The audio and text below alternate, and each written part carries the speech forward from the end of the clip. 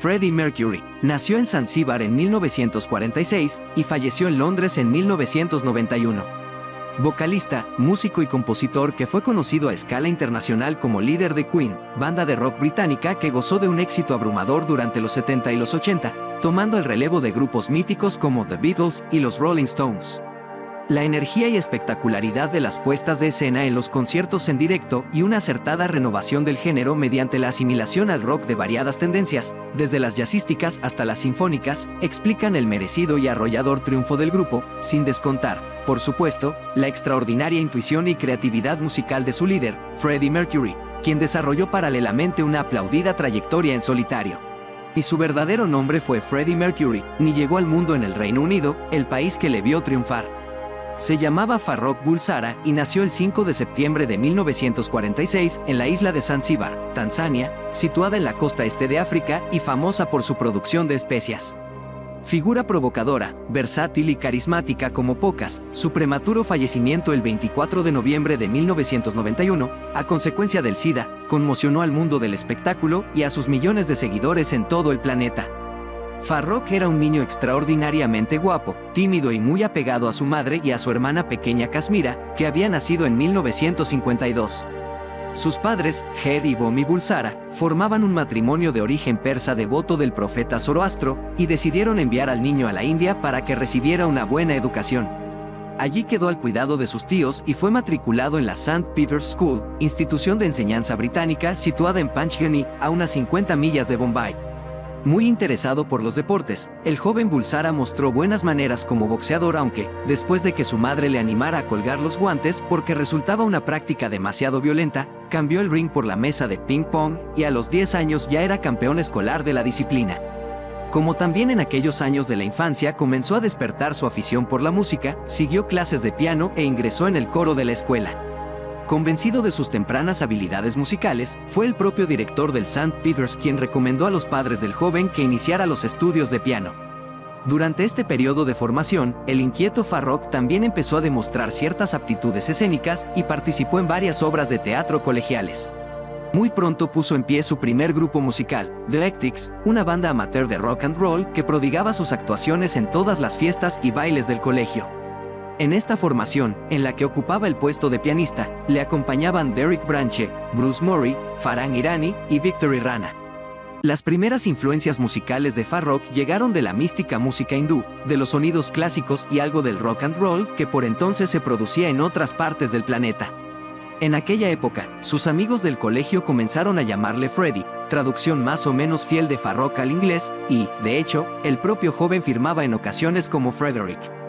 Regresó a Zanzíbar en 1962 junto a su familia, pero un par de años después, los Bulsara decidieron emigrar al Reino Unido para huir del estallido de violencia que sufría la isla. Curiosamente, Freddie jamás volvería a su tierra natal, ni tampoco a la India. Una nueva etapa de su vida comenzaba entonces en una casa de Feltham, cerca de Londres.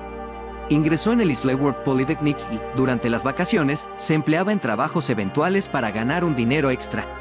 Hacia 1966, Freddie era un alumno de la Ealing Art School que estudiaba para convertirse en diseñador gráfico, aunque su interés por la música no había desaparecido. Abandonó su casa y alquiló un piso en Kensington junto a un compañero llamado Chris Smith. Por entonces también trabó muy buena amistad con Tim Stafford, otro amigo de la Ealing Art School que formaba parte de un grupo llamado Smile, en el que tocaban Brian May y Roger Taylor. Freddie se convirtió en seguidor y fan número 1 de la banda. En 1969 dejó la escuela con su diploma en artes gráficas y diseño en el bolsillo y comenzó a compartir piso con Roger, con quien acudía a un puesto del mercadillo de Kensington para vender ropa y pinturas. En el verano de ese mismo año, Freddie empezó a cantar en un grupo de Liverpool llamado Ibex, que se había trasladado a Londres buscando fama y éxito, pero que tuvo una efímera y complicada existencia. El 23 de agosto de 1969, Freddie debutó en público junto al trío formado por Mike Bersin, John Top Taylor y Mick Miffer Smith. Un mes más tarde, el grupo cambió de batería y de nombre. Miffer abandonó la formación y dejó su sitio a Richard Thompson, excomponente de 1984, la banda de Brian May. Después de esta experiencia fallida, Freddie lo intentó en otra banda llamada Sour Milk Sea, con la que contactó gracias a un anuncio del Melody Maker en el que buscaban un vocalista. A finales de 1969, Freddie era el vocalista del grupo, en el que también estaban Chris Chaney y Jeremy Robert Gallup a la guitarra, el bajista Paul Milan y el batería Rob Tyrell. Pero esta prometedora aventura tan solo duró unos meses porque, en abril de 1970, Smile volvió a cruzarse en su trayectoria. Su viejo amigo Tim Stafford había decidido abandonar la formación y Roger y Brian le pidieron que fuera el vocalista del grupo. Freddie insistió en renombrar a la banda y suya fue la idea de bautizarla como Queen. Al mismo tiempo, cambió su apellido artístico y se convirtió desde ese momento en Freddie Mercury. Tras las innovaciones, el trío probó con varios bajistas hasta que en 1971 se incorporó a la formación un personaje tranquilo y sosegado, John Deacon. El logotipo, otra de las señas de identidad de Queen, fue también una creación del vocalista, que dejó patente sus dotes como imaginativo diseñador. La imagen presentaba los 4 signos del zodíaco de los miembros de la banda, 2 leones por Roger y John, los 2 leos del grupo, el cangrejo por el signo cáncer de Brian May, y las ninfas que identificaban el signo Virgo de Freddie, alrededor de una gigantesca Q y, sobre todo ello, el ave fénix, que saludaba el nacimiento del grupo de las cenizas de otras formaciones.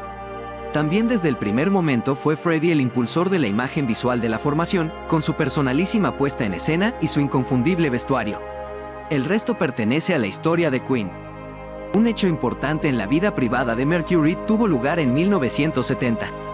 Fue entonces cuando conoció a Mary Austin, con quien convivió durante 7 años y con quien conservaría una buena amistad hasta el momento de su muerte.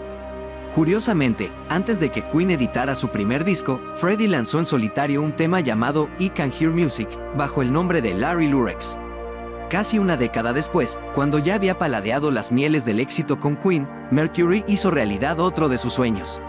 Siempre había sido un apasionado de la danza y el 7 de octubre de 1979 actuó con el Royal Ballet para interpretar y bailar Bohemian Rhapsody y Crazy Little Thing Called Love.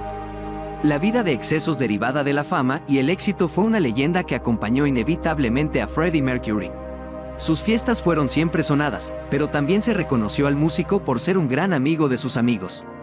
Hacia finales de los 70 rompió su relación sentimental con Mary Austin y comenzaron a surgir rumores sobre su cambio de orientación sexual.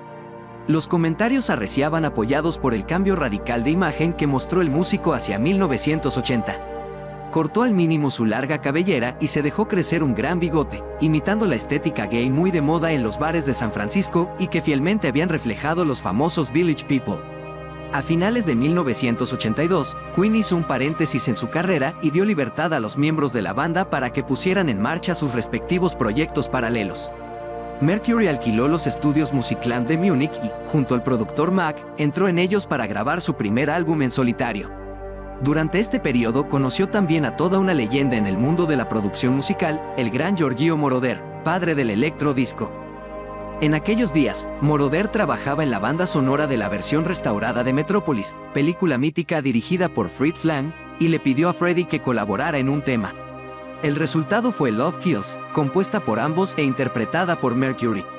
El single, el primero firmado en solitario como Freddie Mercury, salió al mercado el 10 de septiembre de 1984, logró un éxito importante y le sirvió como trampolín para su siguiente trabajo. Pocos meses antes del lanzamiento del single se había producido otro encuentro casual en la vida de Mercury que derivaría, en el futuro, en una sorprendente colaboración musical. En el mes de mayo de 1983 asistió al Royal Opera House de Londres para ver una representación de un ballo di maschera, del compositor italiano Giuseppe Verdi, y cuentan que quedó cautivado por la belleza de la voz de la diva española Montserrat Caballé. El 9 de abril de 1985 llegó a las tiendas el adelanto de su primer disco de larga duración, el sencillo I Was Born to Love You, y, 3 semanas más tarde, se presentó el álbum Mr. Bad Guy, ambos editados por CBS Records. Los resultados comerciales fueron excelentes y el 13 de julio de ese mismo año, los muchos seguidores de Mercury pudieron contemplar su memorable actuación durante el concierto Live Aid en el estadio de Wembley. A comienzos de 1987, Freddie entró en los estudios Townhouse de Londres para grabar algunas canciones. De esas sesiones nació el remake de The Great Pretender, un gran tema que The Platters había popularizado años atrás. A la venta desde el 23 de febrero de ese año, el trabajo se anotó un nuevo éxito en la ya larga lista del triunfante músico. Un mes después, Mercury voló a Barcelona para conocer personalmente a aquella diva del bel canto que le cautivó años atrás. Montserrat Caballé recibió con agrado una casete con algunos temas del polifacético Mercury e incluso llegó a interpretar uno de ellos en el Covent Garden londinense. Un mes más tarde comenzaron a trabajar en la edición de su disco conjunto, y a finales de mayo ambos cantaron en directo el tema Barcelona en la discoteca Q de Ibiza. El 8 de octubre de 1988 repitieron actuación en el festival La Nit de la Ciudad Condal, excelente presentación para el álbum Barcelona que se editó 2 días después. Aquella fue la última actuación en directo de Freddie Mercury. Aún sin anunciar la enfermedad, el deterioro de su estado físico era cada vez más evidente y Mercury se recluyó en su casa de Kensington, espaciando cada vez más sus apariciones. Ocultó su tragedia incluso a sus propios compañeros de grupo y tan solo un día antes de su muerte anunció públicamente que padecía el SIDA desde 1986. Murió en su cama a las 7 de una fría tarde del día 24 de noviembre de 1991 como consecuencia de una neumonía que no pudo superar. Con tan solo 45 años, el gran Freddie Mercury dijo adiós a la vida que tan intensamente había disfrutado y fue enterrado en una ceremonia íntima, conforme al rito mazdeísta. La muerte de Mercury conmocionó el panorama mundial de la música y los homenajes se sucedieron uno tras otro. El 20 de abril de 1992 se celebró uno de los más emotivos en el Wembley Arena de Londres. Estrellas del firmamento pop y rock, como Elton John, Guns N' Roses, Seal, Metallica, David Bowie, Robert Plant, Roger Daltrey, George Michael y Liza Minnelli, se reunieron para rendir un cálido tributo al cantante desaparecido. No obstante, sus seguidores recibieron el mejor regalo póstumo con la edición del Made in Heaven de Queen, trabajo en el que pudieron escuchar las últimas canciones que Freddie compuso antes de morir. También en 1992 se editó The Great Pretender, un álbum en el que se mezclaba material de Mr. Bad Guy con algún tema inédito y alguna rareza de su discografía.